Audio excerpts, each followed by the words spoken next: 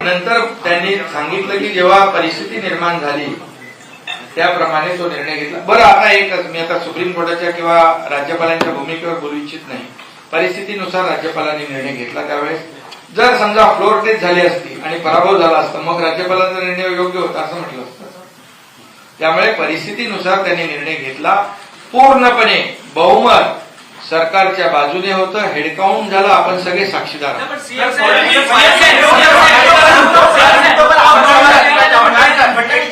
एक तो मुद्दा जो व्हिप का चयन किया गया स्पीकर की तरफ से, उस पर सवाल उठाए गए, और दूसरा मुद्दा जो सरकार बनाने के लिए गवर्नर ने जो इनवाइट भेजा था, आपने दूसरा पैराग्राफ पढ़ा, लेकिन उसके ऊपर का पैराग्राफ कहता है कि governor was not justified in calling upon mister Thackeray to prove his majority on the floor of the house.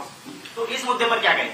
देखिए, सवाल यह है कि सुप्रीम कोर्ट ने एक टिप्पणी की है, लेकिन इस टिप्पणी के बाद उसको उल्टा तो नहीं किया है. सुप्रीम कोर्ट ने उसको स्ट्राइक डाउन तो नहीं किया है. मूलतः ये होता है कि गवर्नर के सामने कुछ ऑप्शंस होते हैं. उदाहरण के तौर पर जो एक लैंडमार्क जजमेंट है मुंबई का, उस मुंबई के जजमेंट में सुप्रीम कोर्ट ने यह कहा कि जब भी ऐसी परिस्थिति आती है कि गवर्नर का एक सब्जेक्टिव सेटिस्फैक्शन होता है कि किसी सरकार के पास मेजोरिटी नहीं है, तो गवर्नर ने एमएलएस की परेड नहीं करना है, उन्होंने फ्लोर टेस्ट के लिए बोलना है. तो हो सकता है कि उसके आधार पर उस समय गवर्नर ने यह निर्णय लिया हो. अब ये निर्णय सही है कि गलत है, ये सर्वोच्च न्यायालय देख सकता है, उसके ऊपर टिप्पणी कर सकता है. कौन सी कंडीशन में गवर्नर ने उसका निर्णय लिया ये गवर्नर साहब बता सकते हैं.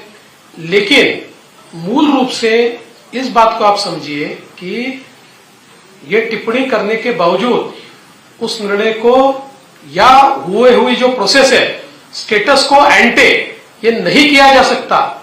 ये स्पष्ट रूप से जब सुप्रीम कोर्ट कहता है तो मैं ऐसा मानता हूं कि आगे आने वाले दिनों में किस प्रकार से निर्णय लेते समय गवर्नर साहब ने क्या क्या करना चाहिए, मैं ऐसा मानूंगा कि उसके लिए एक प्रकार से उन्होंने एक राह दिखाई है. जहां तक व्हिप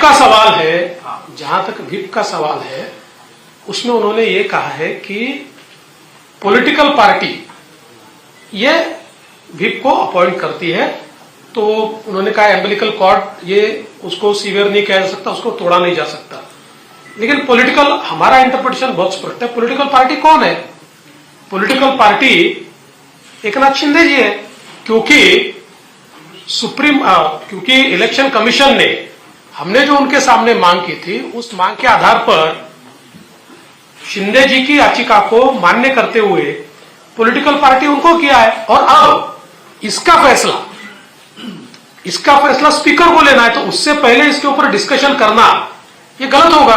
अब स्पीकर ये फैसला करेंगे कि उस समय पॉलिटिकल पार्टी शिंदे जी थे या और कोई था.